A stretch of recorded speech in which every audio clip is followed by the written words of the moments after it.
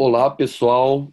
Boa tarde a todas e todos. É com um imenso prazer que eu, Paulo, atualmente diretor científico da Sociedade Brasileira de Atividade Física e Saúde, estou iniciando o 10º seminário online da Sociedade Brasileira de Atividade Física e Saúde, que tem como tema central atividade física e envelhecimento. Para esse seminário, nós temos convidados o professor Eduardo Cadori, da Universidade Federal do Rio Grande do Sul, e a professora Inês Amanda Streit, da Universidade Federal do Amazonas. Cada um dos convidados terá 20 minutos para sua explanação, e nos 20 minutos finais será feito um momento de interatividade com os participantes, tá? Como que os participantes poderão interagir com os convidados? Por meio de uma janela que tem aqui no próprio software, né, chamada QIA. Vocês encaminham as dúvidas. E aí, claro, né, para melhorar a interatividade, eu vou pedir para que vocês digam de onde são, tá? Se possível, né, que questão de uma, duas linhas, onde que trabalham, né, se são professores, são estudantes, são profissionais aí que atuam com idosos, tá? Fiquem à vontade para fazer uma breve apresentação e encaminhar a pergunta ou para o Eduardo, ou para a Inês, ou para os dois, ok? Essas perguntas podem ser enviadas durante os momentos de fala, né, os momentos de aula, entretanto, só serão respondidas nos 20 minutos finais, ok? Esse seminário, como eu já falei, ele estará disponível num segundo momento no canal da Sociedade Brasileira de Atividade Física e Saúde no YouTube. E aí depois eu vou copiar e colar esse link para que vocês tenham acesso não apenas a esse seminário num futuro momento, assim como os outros 9 seminários que já foram realizados aí pela Sociedade Brasileira de Atividade Física e Saúde entre abril de 2018 e agora junho, julho de 2019. E aí, para finalizar a minha parte, né, até porque eu não sou palestrante, eu só sou um moderador, eu gostaria de convidá-los e convidá-las, uma vez mais, para participarem do 12º Congresso Brasileiro de Atividade Física e Saúde, o 12º CEBAFES, que tem como tema central Semeando a Atividade Física para o Futuro. O 12º CEBAFES vai acontecer na cidade de Bonito, no Mato Grosso do Sul, entre 23 e 26 de outubro de 2019. Nós temos esse site, né, um site que está super bonito, aí, liderado pela nossa colega Cristiane Ravagni, e temos como prazo de submissão prorrogado, tá, turma? Então, se vocês tiverem resumos, tanto para comunicação oral como para pôster, mandem. Até o dia 14 de julho, a plataforma estará aberta para a submissão, ok? Não percam tempo, encaminhem os resumos, já temos bastante trabalhos já submetidos e uma intenção de que aumente ainda mais, abrilhantando, né, agregando aí bastante ao 12º CEBAFES. Muito obrigado. Nesse momento eu vou passar a palavra para a professora Inês Amanda, lá da Universidade Federal do Amazonas, em Manaus. Inês, você tem 20 minutos para fazer a sua fala, e aí no chat privado aqui, eu vou te indicar quando faltarem 5 minutos e 1 minuto para a sua fala, ok? Para o término da sua fala, e assim, da mesma maneira, para o professor Eduardo Cadori, tá? Então, Inês, sinta-se à vontade, pode compartilhar a sua tela, uma ótima fala, que seja mais um grande seminário online da Sociedade Brasileira de Atividade Física e Saúde. Boa tarde a todos.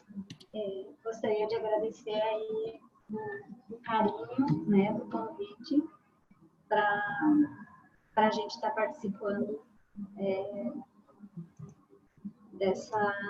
desse seminário online da Sociedade Brasileira de Atividade Física e Saúde.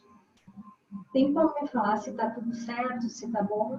Claro, Inês. Pode colocar tela, que daí eu já Ok, te eu dou... não enxergo mais, só enxergo a minha apresentação agora. Então, gostaria de agradecer, então, né, a todos os membros aí da Sociedade Brasileira de Atividade Física e Saúde.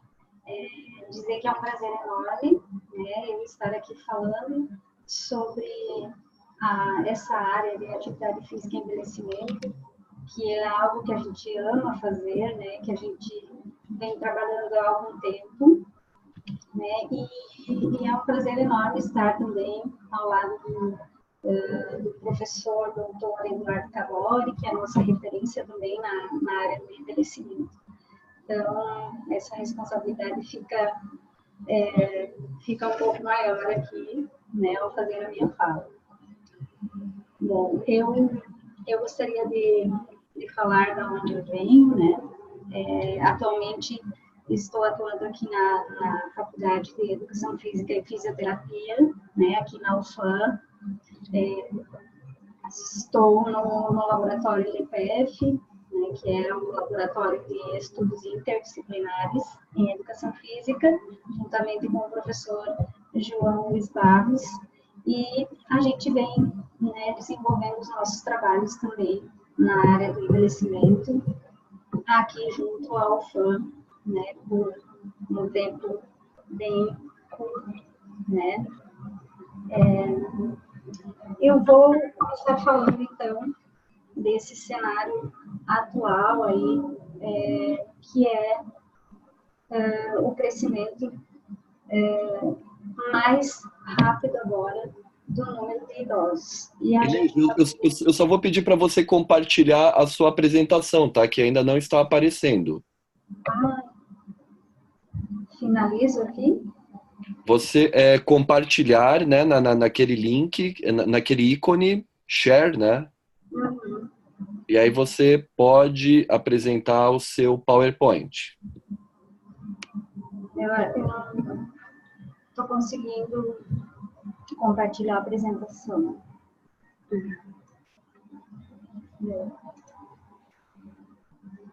Onde é que foi? Eu acho que eu tinha fechado. Isso, Inês. Vai lá. Pode ir, tá perfeito. Sim. Agora melhor.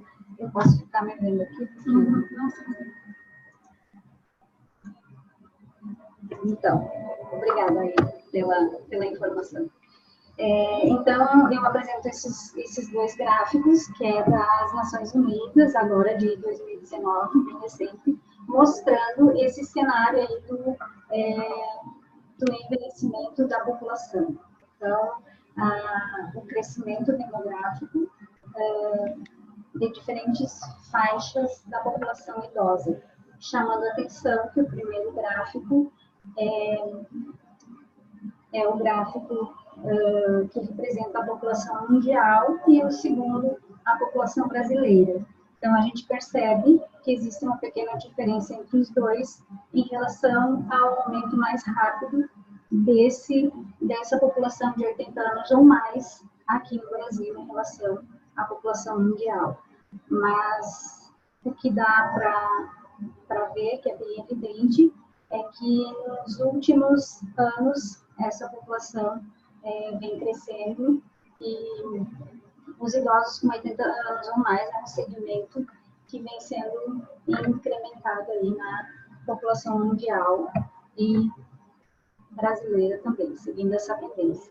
Então, a gente tem hoje, né, a população mundial ela já ultrapassa 7 bilhões de pessoas e alguns números representativos é que as pessoas com 60 anos ou mais, elas vêm crescendo, vêm avançando esse número. E destaco, né, as pessoas com 80 anos ou mais, como já falei no slide anterior, hoje representando somente dentro do segmento da população idosa, quase 14% da população idosa mundial. Então, é realmente uma população que a gente precisa se preocupar, né,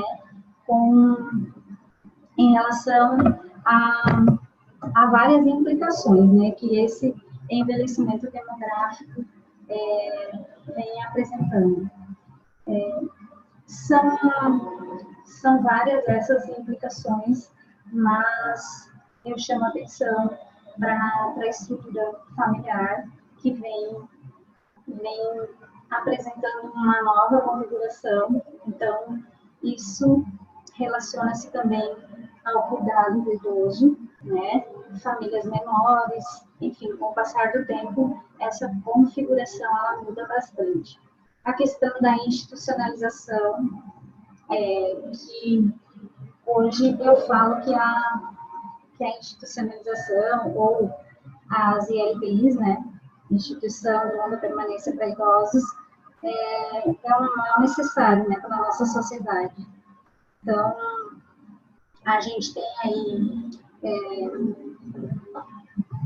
pessoas que envelhecem e que têm o seu comprometimento. Hoje, a gente vê a maioria dos idosos que estão nessa situação de institucionalização, eles são, né, idade mais avançada, e nesses últimos anos, a gente pode ver uma maior demanda pela institucionalização. Então, falando nisso, acho que é um momento onde nós mesmos, né, eu, Eduardo, Paulo, né, a gente pode pensar como é que nós iremos envelhecer, né? Então, existem uma série de demandas, né, que envolvem todos esses aspectos e que incluem também as políticas que devem ser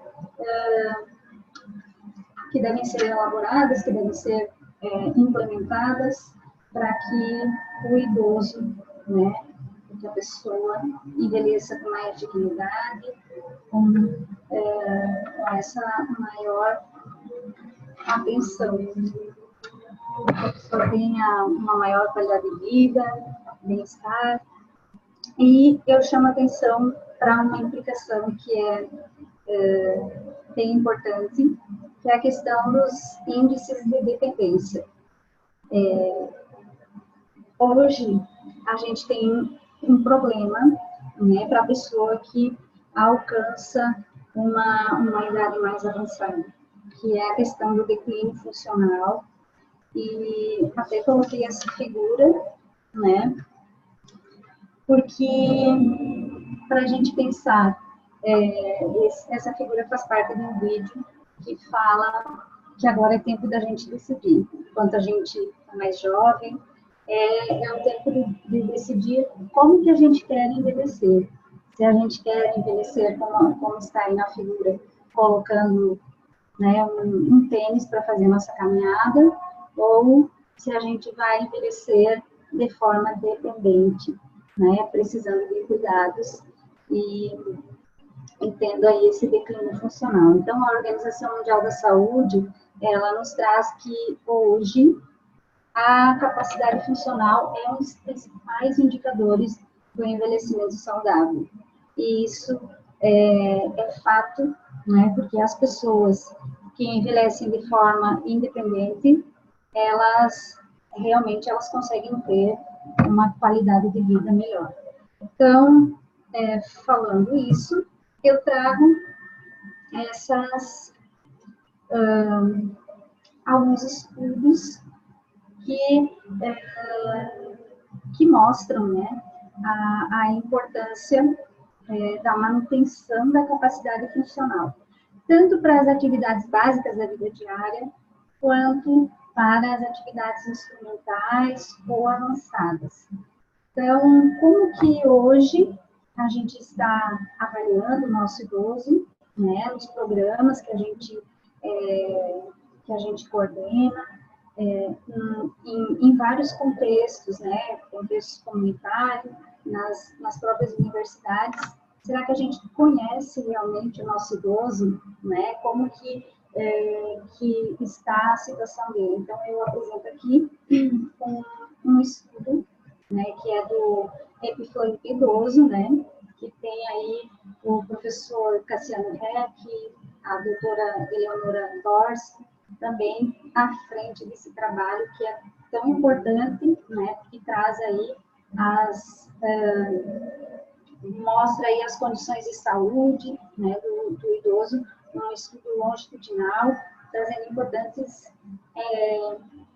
resultados, né, para a gente tomar como referência. Então, eles realizaram esse estudo, né, para investigar a influência das atividades instrumentais da vida diária no comprometimento cognitivo da população.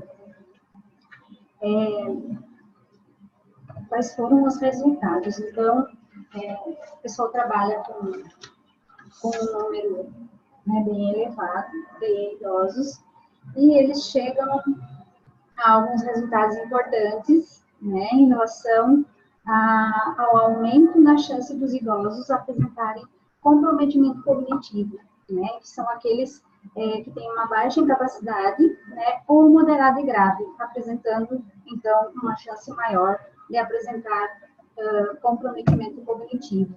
Então, os autores mostram que a deficiência de atividade instrumental da vida diária é um indicador de risco, né? Pode ser para o diagnóstico clínico de comprometimento cognitivo. Então, o que esse declínio funcional ele causa, né, em termos de manutenção da nossa capacidade e até mesmo em relação ao nosso comprometimento cognitivo. Hoje a gente sabe que as pessoas que têm uma idade bem mais avançada, né, que é o caso dos centenários, a maioria dos estudos mostra que as pessoas com 100 anos ou mais, 70% delas apresentam prejuízo cognitivo. Então, esses estudos, eles trazem, né, uma explicação e também esclarecimentos de como a gente ainda pode contornar, né, esse problema para que as pessoas, né, já que elas estão vivendo tanto, elas não cheguem lá na idade mais avançada com problemas que vão piorar sua qualidade de vida. Outro estudo, né, de Matos et al.,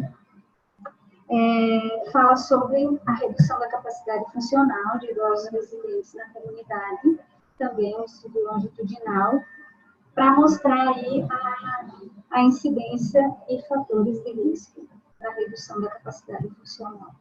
Então, é um estudo de acompanhamento, né, de 2011 até 2014, e mostra aí a redução, a incidência da redução da capacidade funcional, que é um índice bem alto.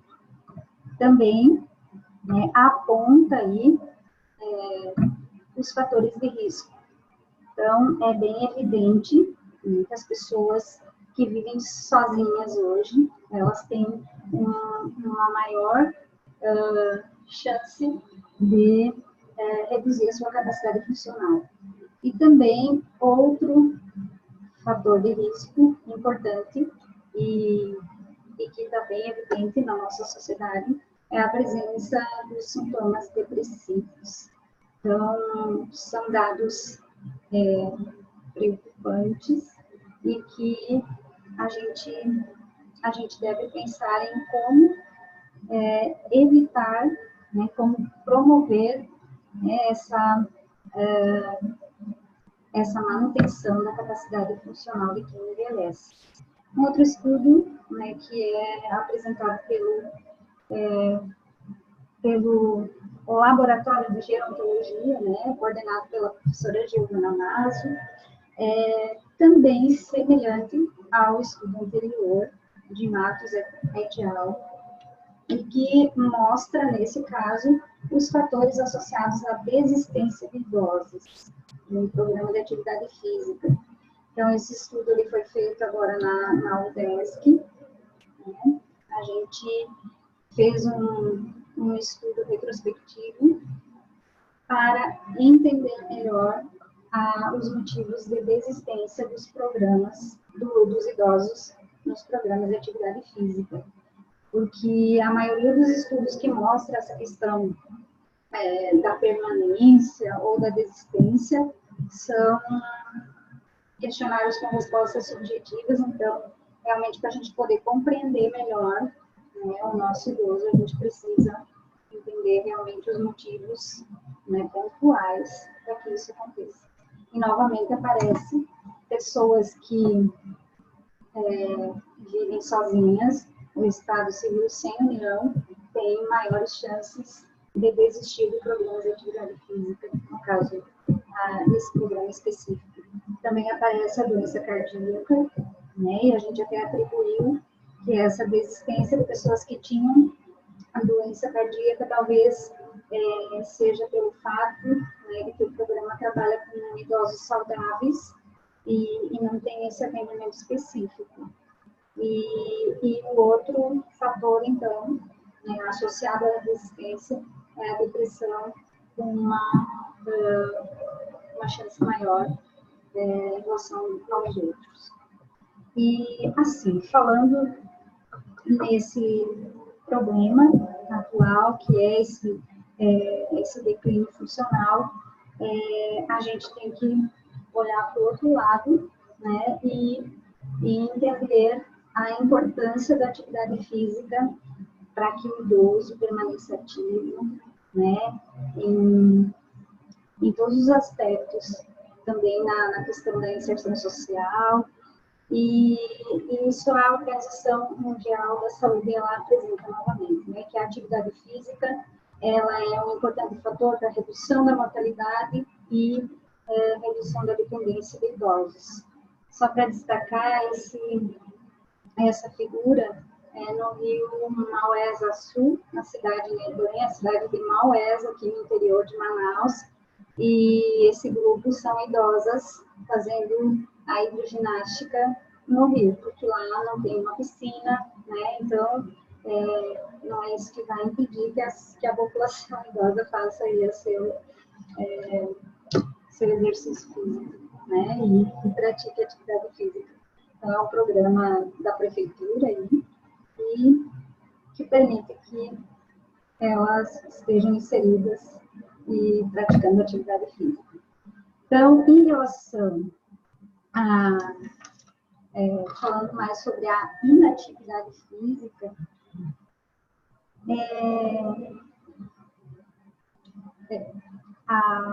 a revista The Lancet, ela apresenta, né, em 2018, uma série de artigos que trazem as tendências globais da atividade física ao longo do tempo. Então, os resultados, eles não são tão positivos, né, em relação à inatividade física e em relação à insuficiência, né, da atividade na maioria da população adulta mundial. Então, a Organização Mundial da Saúde,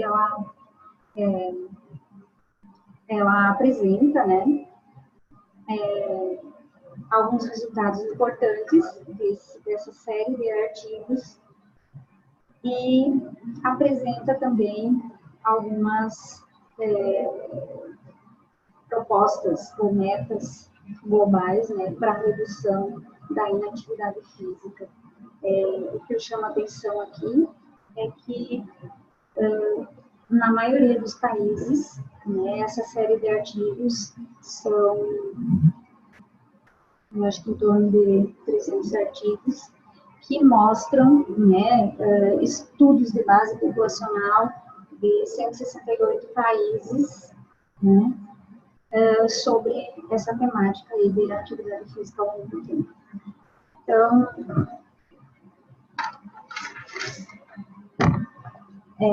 a gente tem aí uma preocupação em relação também aos dados apresentados, onde as mulheres elas são menos ativas em todas as regiões do mundo, né? Tem alguns países que têm uma renda maior e que apresentam um alto índice também em relação a outros que têm atividade física, né, nas suas populações. E, como aparece aí na tela, essas estimativas, né, elas não vêm ao encontro dessa meta global de redução da inatividade física, que deveria ser atingida, né, até 2025. Então, a gente tem aí um problema, né, que precisa ser resolvido, e a gente precisa implementar mais, né, essas práticas em nível global mesmo, de atividade física. Então, alguns estudos, conforme as orientações, né, que mostram que uma atividade, né, moderada ou leve, como a caminhada, ela pode modificar, né, o estado de humor. Aqui no caso é estudo de geral, de Zedial, né, um estudo de Alagoas, foi realizado no MASP, mostrando os efeitos agudos, então, de uma caminhada de 30 minutos. E o quanto, né, de benefício que as pessoas podem usufruir dessa prática. Então, pensando, né, que no contexto do SUS, do MASP, esses trabalhos importantes estão sendo feitos e precisa ser disseminado ainda mais em outros contextos. Outro estudo, e agora utilizando medida objetiva, né, que é o acelerômetro do nível de atividade física, também, né, com o estudo entre Floripa e idoso, mostra resultados em relação ao nível de atividade física, agora e ao comportamento sedentário em idosos, né, segundo algumas variáveis sociodemográficas e de saúde. Então, o que é apresentado? Esse estudo, como eu já comentei antes, é um estudo longitudinal, né? E pessoas com mais de 63 anos foram analisadas, né? E os resultados apresentados são esses que aparecem aí, que as mulheres, novamente, elas apresentam menores índices de atividade física moderada e vigorosa, comportamento sedentário, né, para pessoas que têm uma idade mais avançada, e essa tendência do comportamento sedentário também, pessoas que têm nível educacional mais elevado. Então, a conclusão é que a gente necessita de intervenções, né, direcionadas aos grupos mais expostos a esse comportamento sedentário. Falando em medidas diretas, né, para o nível de atividade física, eu já vou encerrando aqui, falando um pouco sobre o que a gente vem fazendo, né, com essa população longeva, e que a gente já vem estudando, né, há mais de 10 anos. Né? Vou falar um pouquinho aqui sobre o trabalho da professora Giovana Maso, né, que é um estudo multidimensional dos centenários de Santa Catarina. Acho que é um estudo pioneiro em relação à medida, né, do nível de atividade física por meio do pedômetro, com pessoas centenárias. Esse estudo é muito amplo, né? Ele faz uma avaliação multidimensional, a gente investiga estado cognitivo, qualidade de vida, as questões do lazer, né, no decorrer da vida da pessoa, e assim, as medidas que mostram como que está a condição física desse centenário. Então, é um estudo que já vem sendo realizado, já temos alguns artigos aí publicados falando da importância de mensurar esse nível de atividade física por meio da medida objetiva, e a gente tem visto, assim, um baixo número de passos, né, até suficiente, talvez. Agora a gente está apresentando a média de 1.100 passos, suficientes para que esse centenário tenha uma vida independente, né, para as atividades básicas da vida diária. Mas é necessário que a gente amplie, né, esses estudos em termos de novas variáveis de avaliação. E aí, esse estudo está tendo uma replicação, né, aqui em Manaus. A gente vem dando continuidade, estudando esses indicadores de longevidade em relação a condições de saúde, aspectos sociais do envelhecimento.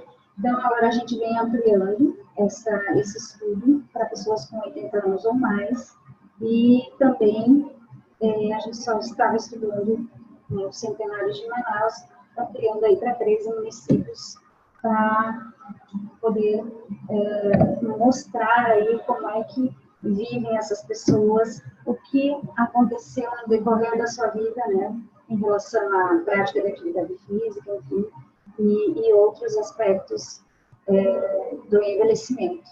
E agora a gente inicia também uma parceria, né, entre a FEF, a Faculdade de Ciências Farmacêuticas e o Hospital Universitário de Túlio Vargas, aqui da UFAM, para a gente poder começar a fazer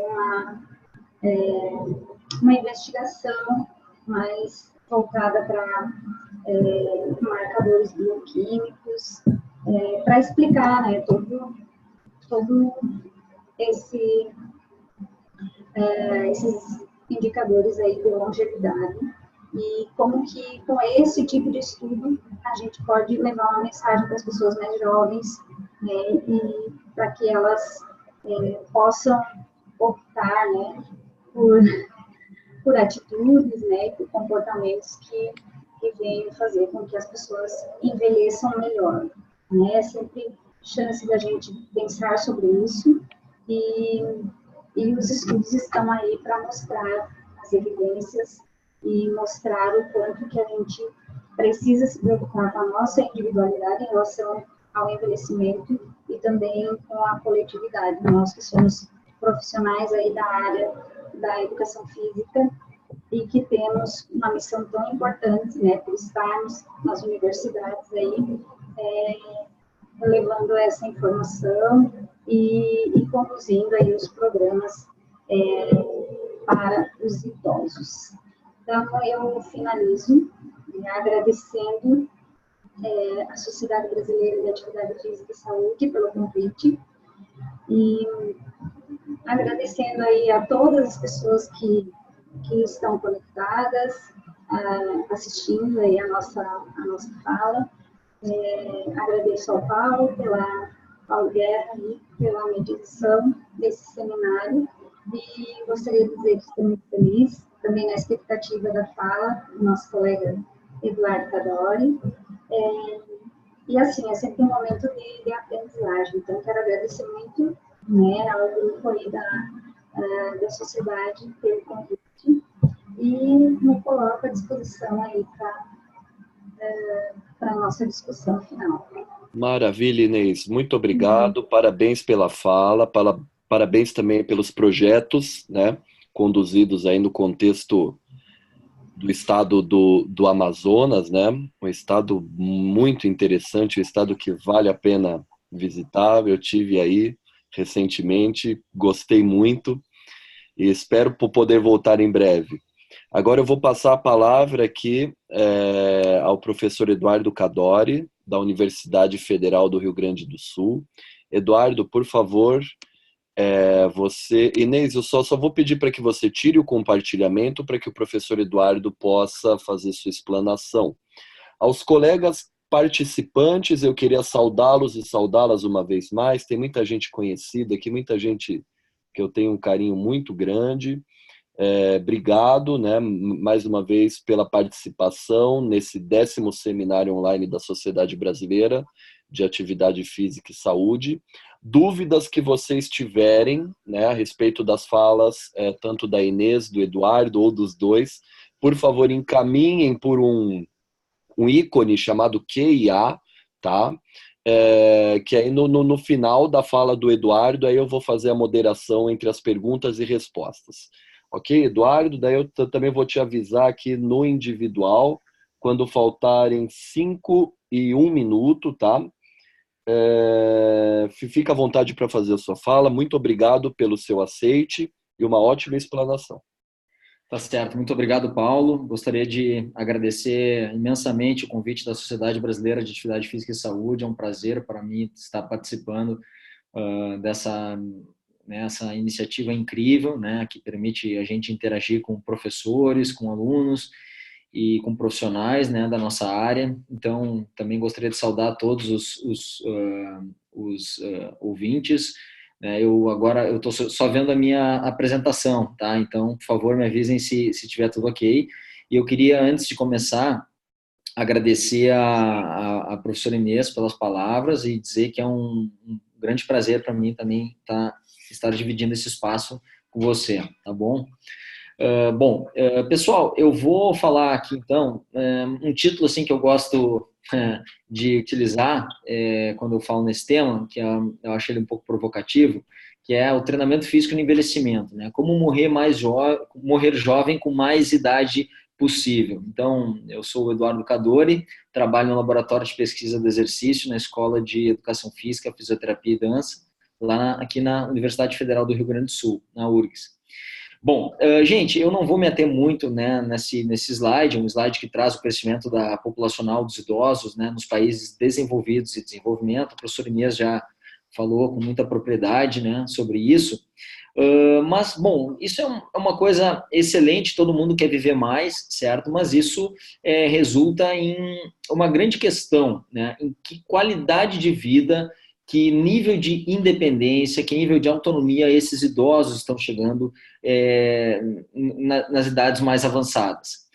Bom, a gente tem algumas mudanças fisiológicas relacionadas, eu não gosto de dizer diretamente relacionadas ao envelhecimento, porque, na verdade, elas são principalmente relacionadas ao desuso. Claro que o envelhecimento influencia, a gente tem perdas naturais, mas a questão é que, sem o desuso, essas perdas podem ser muito atenuadas, de maneira a manter a independência, a funcionalidade, a autonomia dos idosos ao longo da vida, certo? Então, ali, se a gente observar em cima à direita, a gente tem perda de unidades motoras, mudanças em tipos de fibra, atrofia muscular, redução da capacidade de ativar, né, os grupos musculares, o que a gente pode chamar de patologia muscular.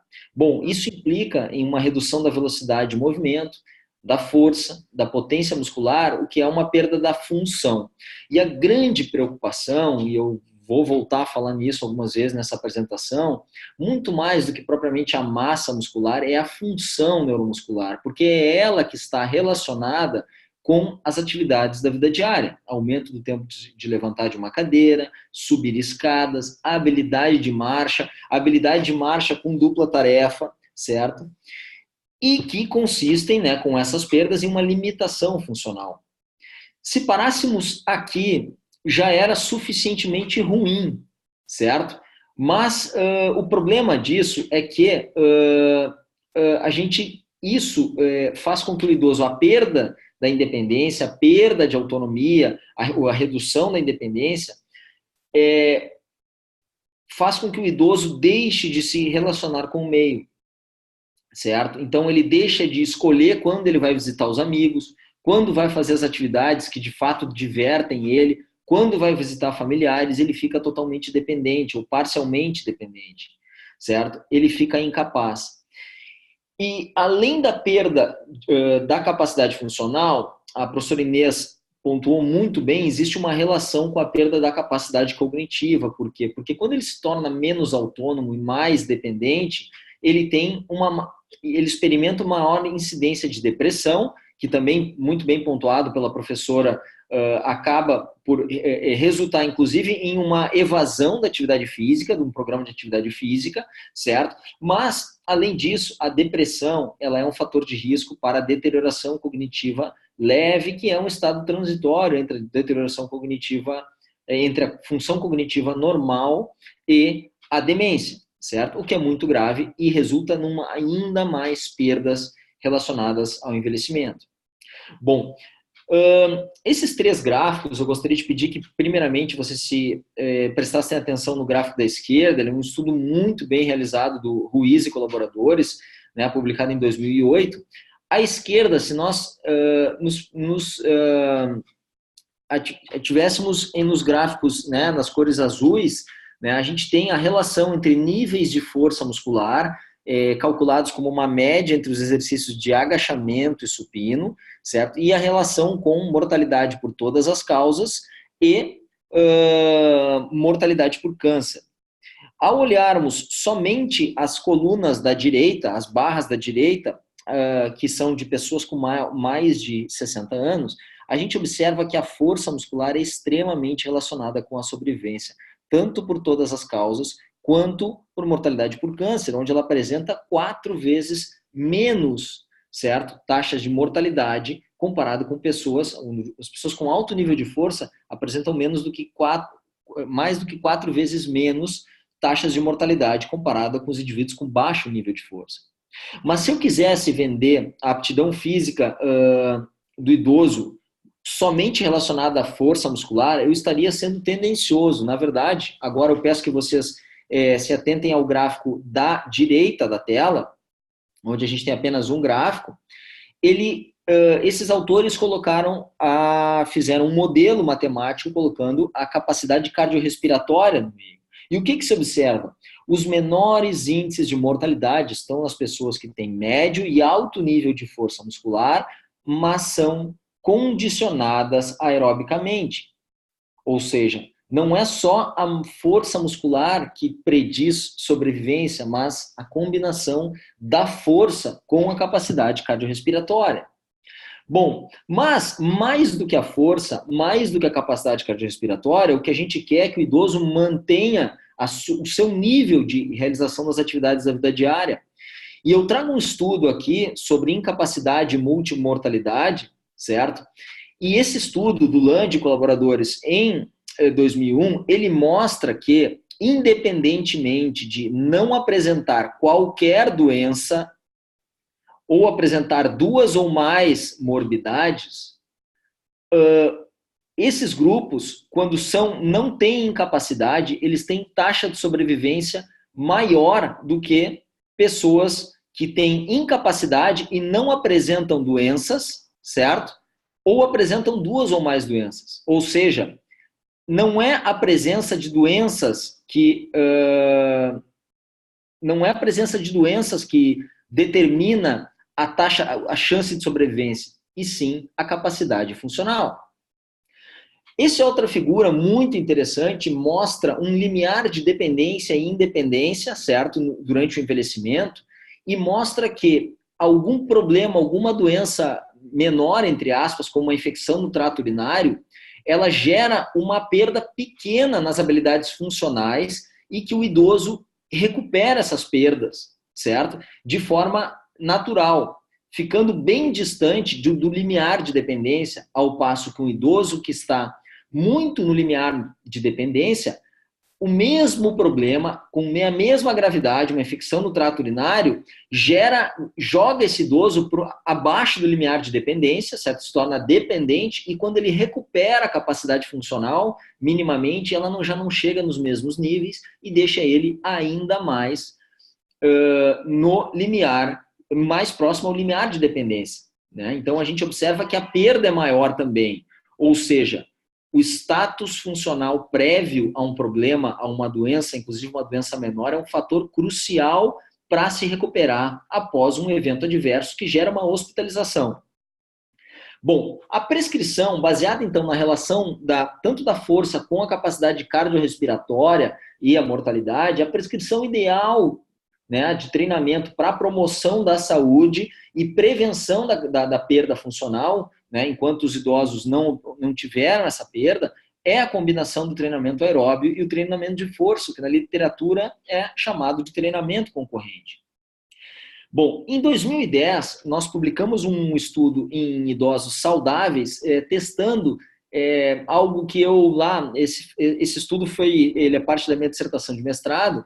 Na altura, o problema de pesquisa eu retirei muito da minha prática, né, em academias, em centros de treinamento, né, observando o comportamento, como os idosos eles treinavam, né, sempre treinando força e aeróbio no mesmo dia. E tentamos, obviamente, em idosos que realizaram um eletrocardiograma de esforço, que estavam aptos a realizar, nós investigamos os efeitos de um treinamento aeróbio de alta intensidade, chegando então a um treinamento intervalado de alta intensidade no final de 12 semanas, ali na intensidade correspondente ao limiar anaeróbio, certo? E também um treinamento de força que saiu de um período onde eles trabalhavam um número mais alto de repetições e ao final de 12 semanas chegaram a um treinamento que alcançou 6 a 8 repetições máximas, certo? Então, esses idosos, nós testamos a compatibilidade dos dois treinamentos. Bom, olhando o gráfico da esquerda, a força muscular de membros inferiores, observamos que mesmo o treinamento aeróbio de alta intensidade, né, em ciclo ergômetro, né, em bicicleta ergométrica, gerou um incremento pequeno, mas gerou um incremento pequeno, na ordem de 22%, não, nem tão pequeno, né, importante na força de membros inferiores. E o grupo que fez só força melhorou muito a força, em torno de 70%. E aí alguém poderia pensar, bom, mas se ambos o treino aeróbio e o treino de força melhoraram, talvez o treino combinado poderia agregar um aumento ainda maior. O que não aconteceu, na verdade, aconteceu uma subtração. O grupo de treinamento combinado aumentou 40%, o que foi um aumento muito bom, mas indicou uma certa incompatibilidade com o volume e alta intensidade utilizado. À direita, observamos os incrementos de membros superiores, né, no exercício de supino, e observamos que o grupo força e o grupo concorrente melhoraram da mesma forma, ou seja, a interferência ela foi localizada. Bom, e alguém me pergunta, bom, se alguém me perguntar, e na capacidade cardiorrespiratória, o grupo força interferiu nas adaptações ao treino concorrente? Não. Tanto o grupo concorrente quanto o grupo aeróbio aumentaram de forma similar os níveis de capacidade cardiorrespiratória e de economia neuromuscular do quadríceps, certo? Se tornando mais econômico durante os estágios incrementais, né, do teste máximo no ciclo ergômetro, mas o grupo de força teve um sensível aumento de 4%, não estatisticamente significativo. Ou seja, o grupo força melhorou muito a força, mas não melhorou a capacidade cardiorrespiratória de forma adequada. Enquanto o grupo combinado melhorou bem a força, não tanto quanto o grupo de força isolado, mas teve também um bom incremento na capacidade cardiorrespiratória. Ou seja, a questão não é se eu devo prescrever os dois combinados, e sim como prescrever. E nisso a gente realizou um outro estudo com o mesmo perfil de amostra, idosos com média de 64, 65 anos, comparando dois grupos. O grupo que fazia força antes do aeróbio e o grupo que fazia aeróbio antes da força, a exemplo que o grupo combinado do estudo anterior. Observamos que o grupo que treinou força antes do aeróbio melhorou a força cerca de 50% mais, certo, do que o grupo que treinou aeróbio antes da força.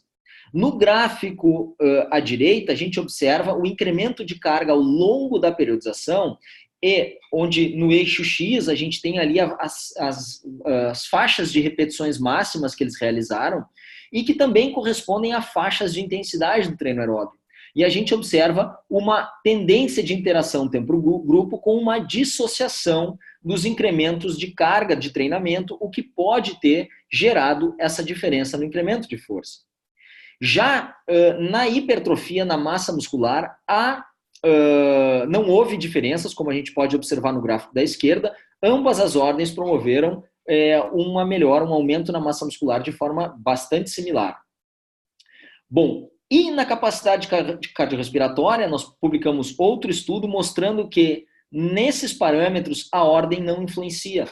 Ambos os grupos melhoraram de forma muito semelhante o consumo máximo de oxigênio e a potência máxima no ciclo ergômetro. Certo? Ou seja, a ordem influencia no desenvolvimento de força máxima, não influencia na hipertrofia muscular e não influencia na capacidade cardiorrespiratória.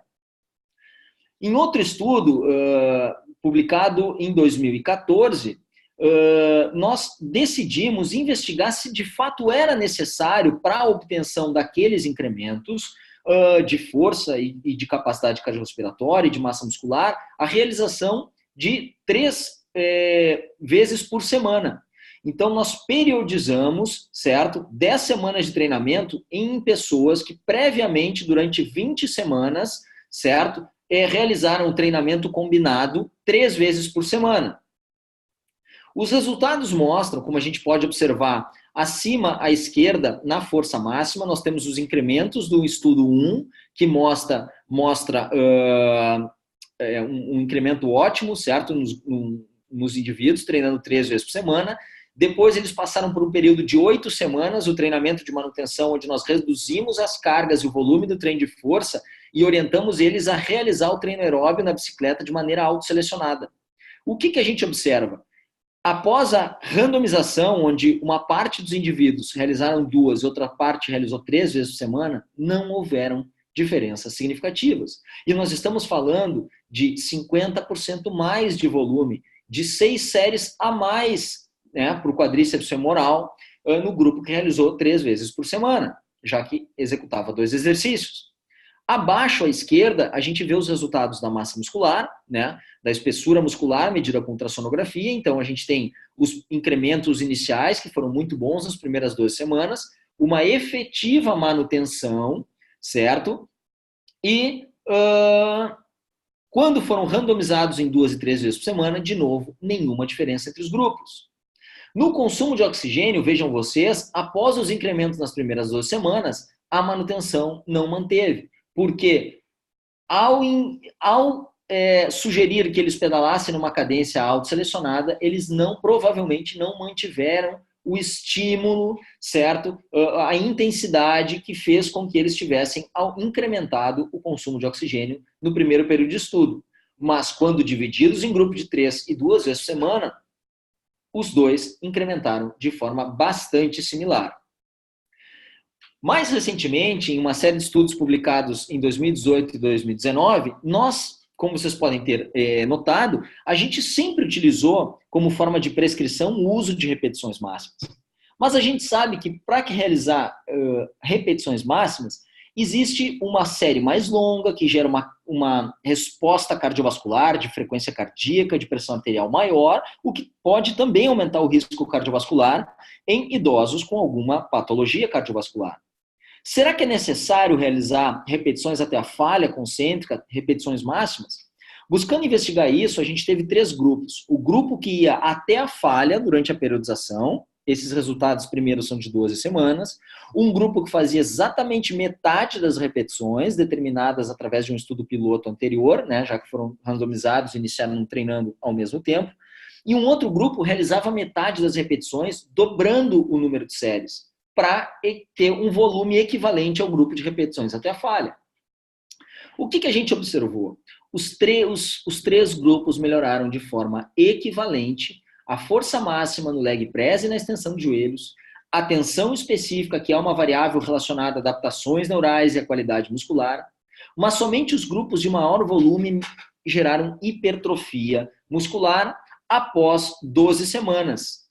Quando olhamos a tabela a seguir, onde estão todas as variáveis, nós mapeamos o máximo possível a função neuromuscular, tanto a força explosiva, a tensão específica, o pico de torque isométrico, a ativação muscular máxima, o desempenho de salto, a força máxima, tudo melhorou igual.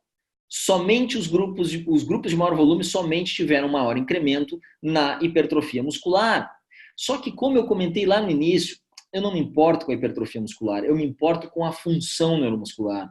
Se esses idosos melhoraram a força máxima, a força explosiva, a habilidade de salto, a tensão específica, significa que eles melhoraram de forma igual à função, mesmo realizando metade das repetições correspondentes até a falha concêntrica.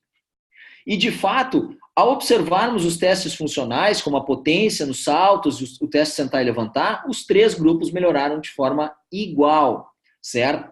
Não havendo diferenças no time up and go, possivelmente por um efeito teto desse teste. Bom, mas alguém poderia perguntar, mas e a longo prazo, será que repetições máximas não promovem maiores adaptações?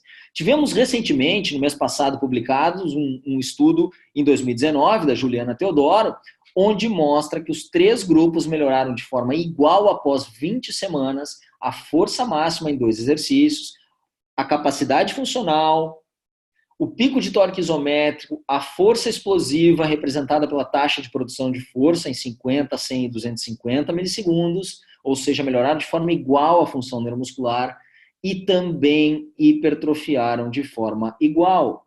Ou seja, o grupo que treinou com metade das repetições precisou somente de um pouco mais de tempo para alcançar os mesmos ganhos também na massa muscular, se alguém aí está preocupado com a massa muscular.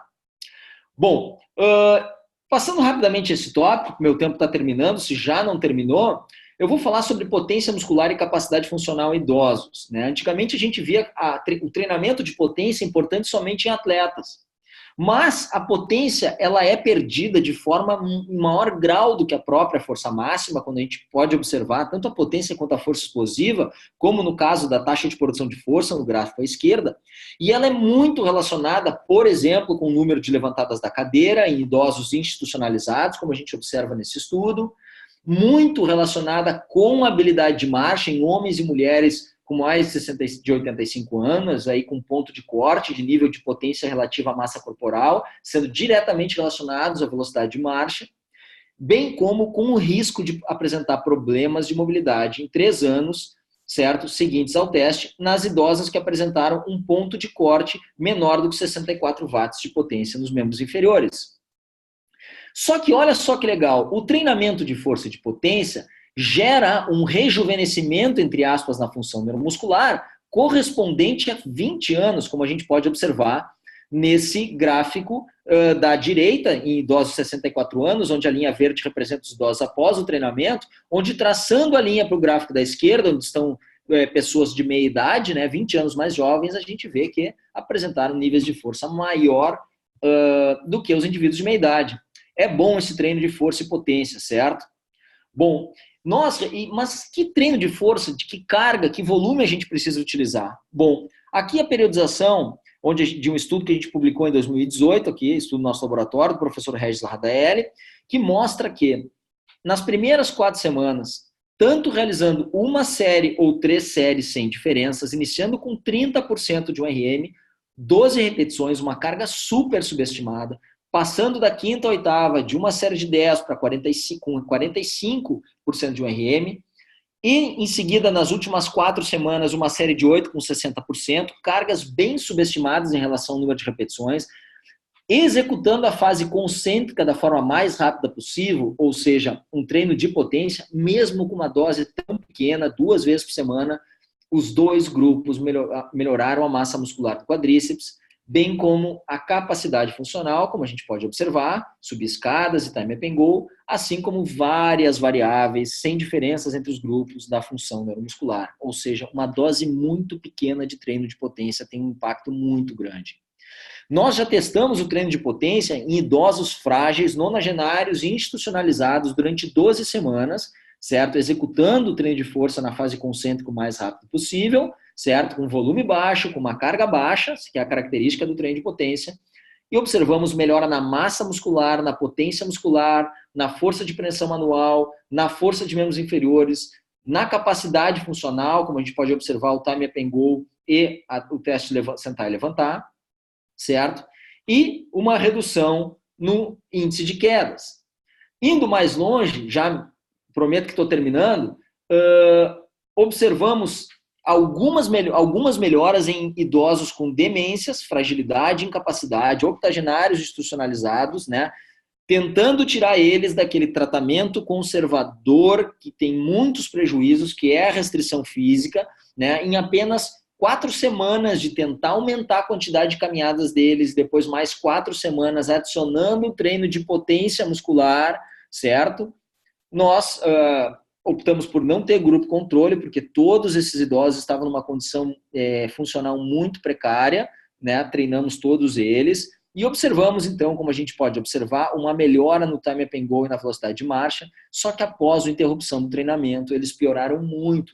O mesmo ocorrendo, então, na força isométrica, né? Preensão manual, extensão dos joelhos, flexão do quadril, onde após 12 e 24 semanas de treino, eles pioraram muito, eram idosos em uma situação muito delicada, certo? Então, só para que vocês observem, após o treino nós perdemos 1/3 da amostra, né? Mais de 1/3, 6 faleceram e outro teve complicações médicas. Bom, nessa figura, eu não vou mencionar todos os aspectos, mas a gente vê aspectos que o envelhecimento influencia. Função cerebral, função cardiovascular, função pulmonar, função muscular, composição corporal, metabolismo. São 29 itens que são prejudicados com o envelhecimento e com o desuso, como eu mencionei. Em todos eles, o exercício físico gera um contraveneno, gera uma melhora, certo?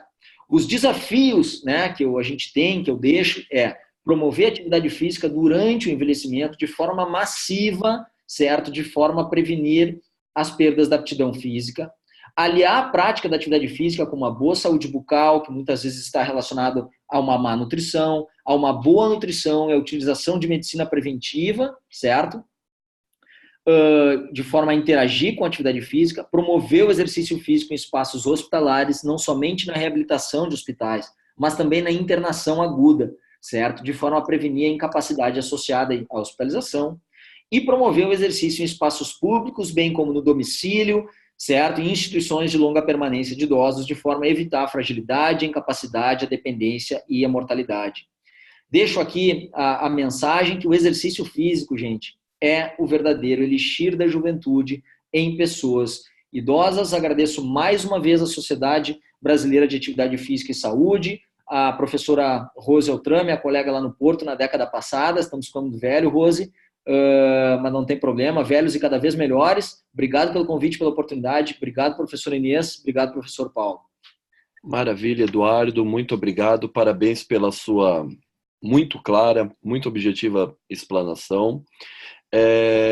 Em virtude do tempo, Eduardo e Inês, eu vou pedir para que você abra o microfone.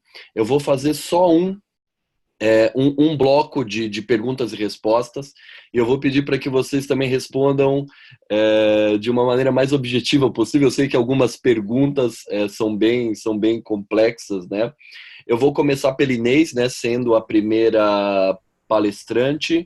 É uma pergunta que vem da Juliana Silva, profissional de educação física no NASF, lá em Pernambuco. Ela lhe questiona, Inês, diante do crescimento da população muito idosa, né, com faixa etária igual acima de 80 anos, qual a sua visão sobre as políticas públicas voltadas para essa população, uma vez que, na opinião dela, né, da Juliana, o Brasil ainda caminha em passos lentos, né, para lidar até mesmo com os idosos jovens. E, Eduardo, só para a gente completar aqui esse primeiro e único bloco de perguntas, o Jair Linardi, lá, mestre em saúde pública e professor de educação física no Ceará, ele lhe questiona como mensurar a capacidade funcional de idosos no lugar da capacidade física. E temos aqui também duas perguntas do José Raider Júnior, né? Qual seria a divisão ideal da sessão de treinamento para força, potência e aeróbio? E como poderíamos oferecer atividades físicas para idosos hospitalizados, né, no contexto terciário? Tá? Então, Inês, políticas públicas, né, para a população igual acima de 80 anos. E, Eduardo, medida, né, objetiva e subjetiva de capacidade funcional, divisão de treinamento e atividade física no contexto terciário. Por favor, Inês. Obrigada, Juliana, né, que fez essa pergunta. Concordo muito com você em relação a esse caminhar a passos lentos em relação às políticas públicas, né, ao idoso. E a gente tem pensado algumas estratégias, né, que eu acredito muito no trabalho do SUS em relação a esse atendimento ao idoso, mas, como você bem falou, a gente não tem toda essa abrangência. Então, os idosos que têm 80, 90, 100 anos, eles acabam ficando esquecidos, né, no seu isolamento, mesmo na comunidade. e a gente precisa pensar neles. Então, o que eu venho conversando com alguns colegas que fazem parte aqui do grupo, né, o professor Everton Bezerra é um dos colaboradores, né, que tem feito trabalhos importantes em relação a esse cuidado domiciliar, né, o serviço de home care para os idosos que têm 80 anos ou mais, já que muitas vezes existem algumas barreiras para que eles venham até os programas de atividade física, né, da prefeitura, do estado, né, na universidade. Então, eu acredito, né, em equipes multiprofissionais, nós, profissionais da educação física, né, levando esse cuidado, essa orientação, pessoal da psicologia, fisioterapia, enfermagem, enfim, fazer uma rede de serviço para essa população. A gente precisa viabilizar isso. Eu, agora, iniciando esse trabalho com centenários aqui em Manaus, a gente vem fazendo essa parceria com a Secretaria Estadual de Saúde e já temos esse acompanhamento médico e da enfermagem para esses idosos que a gente está investigando e acompanhando. Então, eu acredito que precisa aí desse esforço, né, e dessa organização desse tipo de trabalho em relação às pessoas que atingem aí essa idade tão avançada. É isso. Posso responder? Bom, primeiramente respondendo ao Jair, obrigado pela pergunta, Jair. É um prazer responder para ti. Bom, a capacidade funcional ela é muito facilmente medida, tem testes funcionais muito facilmente realizáveis, sabe? Tu não precisa dispor de um equipamento caro. Por exemplo, o teste de sentar e levantar, tanto o número de vezes em 30 segundos, como o tempo levado para levantar 5 vezes, o teste de time up and go, certo? Né? Levantar da cadeira, caminhar 3 metros, contornar um cone, voltar, sentar na cadeira. Recomendo muito realizar esse teste, tanto simples como com uma dupla tarefa, como, por exemplo, falando o nome de animais, contando regressivamente de 100 para trás. E por que isso? Porque ninguém caminha pensando na marcha. Então, para evitar que as pessoas façam somente o teste se concentrando no teste, é legal dar uma tarefa cognitiva, certo? Para que eles reproduzem a sua marcha no dia a dia, como, por exemplo, indo pegar o ônibus pensando nas mais diversas coisas, certo? Recomendo, gosto mais de realizar o teste com a velocidade habitual, certo? Testes de preensão manual, embora tenha que envolver a compra de equipamento, existem alguns muito baratos, certo? Ali em torno de R$100, eu acho que vale a pena o investimento, porque é uma medida muito importante, muito relacionada à mortalidade, certo? Entre outros testes, como subir um lance de escadas, enfim. E para um idoso mais válido, certo? Um idoso que não perdeu a sua independência, um teste de caminhada de 6 minutos, né, num perímetro de 40 metros, por exemplo. Então, tem diversos testes, te recomendo dar uma passada na literatura e ver esses testes. Todos eles são muito validados e têm muita relação com a capacidade funcional dos idosos. Espero que tenha respondido. Passando a pergunta para o José Matos, um prazer falar contigo, José. O José é um seguidor aí do meu trabalho, que me deixa muito honrado. José, a combinação de força, potência, aeróbia, ela passa principalmente com a execução correta de exercícios. Antes de treinar potência, a pessoa tem que saber executar. E depois de sabendo executar, é importante ela realizar o trabalho de potência, que eu recomendo que sejam só nos membros inferiores, membros superiores, no máximo um arremesso de medicine ball, mas que utilize cargas que variem de 30% a 60%. Não necessariamente ele precisa realizar o treino de força antes. Alternativamente, o treino de força tradicional, a literatura mostra que a gente deve alcançar a longo prazo 70%, 75%, mas isso pode ser a longo prazo, porque clinicamente os incrementos observados com cargas menores, moderadas, 60%, 65%, já geram uma transferência para a capacidade funcional que não é inferior a os incrementos observados a um treinamento mais pesado. Combinando com o treinamento aeróbio, eu sugiro que seja realizado depois, né, baseado na evidência assim, que a gente e outras meta-análises produziu, mas, ao mesmo tempo, que leve em consideração o que a pessoa gosta de fazer.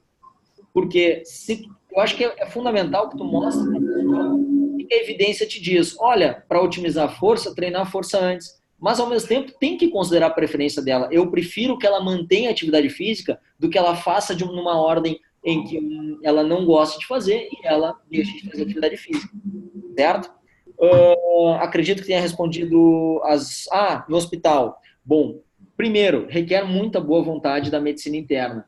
Teve um projeto maravilhoso com publicações recentes na unidade de medicina interna em projetos agudos e hospitalizados, né, um projeto liderado pelo professor Miquel Esquerdo, que eu tive a honra de colaborar em 2 artigos que foram aceitos essa última semana, em diferentes variáveis, em um follow-up com mortalidade, que era simplesmente aplicar uma intervenção nos poucos dias que os idosos ficavam internados após uma hospitalização aguda. E isso, a comparação com os idosos que não ficavam internados, a gente está falando de um ensaio clínico randomizado de 370 pessoas, a comparação em testes funcionais era uma coisa absurda.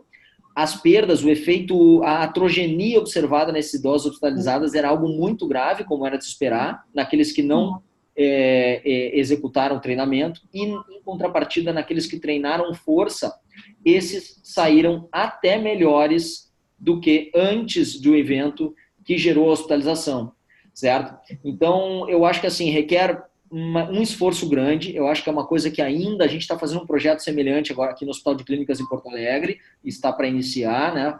E já temos aprovação do Comitê de Ética, mas requer, então, um esforço dos geriatras responsáveis, dos médicos responsáveis, certo? Porque, me desculpe se atinge alguém, mas, assim, um médico que não recomenda atividade física para um idoso hospitalizado, uma condição de fragilidade, ele está incorrendo em negligência médica, certo? Então, exercício tem que fazer parte dentro do hospital nessa população. Obrigado pela pergunta, José.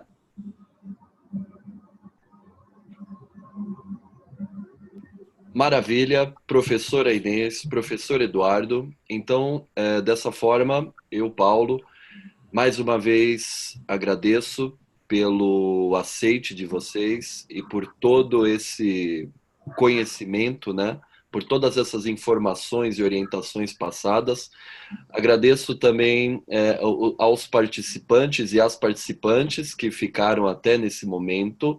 Nós tivemos ao todo 32 participantes, né? Um número bem bacana, considerando o horário que às vezes não é acessível, né? A todos e todas. E nesse sentido eu finalizo o 10º seminário online da Sociedade Brasileira de Atividade Física e Saúde, e alertando, né, que dentro do nosso canal no YouTube, em breve essa aula aqui, esse encontro estará disponível. Inês, muito obrigado, um grande abraço. Eduardo, também muito obrigado. Espero vê-los em breve. E também, mais do que isso, que vocês submetam artigos, né, resumos aí para a Revista Brasileira de Atividade Física e Saúde, que é a revista, né, da Sociedade Brasileira de Atividade Física e Saúde. É muito importante que esse debate também seja fortalecido nos limites da nossa revista, estendendo esse convite também a vários pesquisadores e pesquisadoras que hoje ficaram aí no campo dos participantes. Um grande abraço e um ótimo final aí de quarta-feira, Nos vemos no próximo seminário online. Até mais. Obrigado, um abraço, tchau, tchau. Obrigada.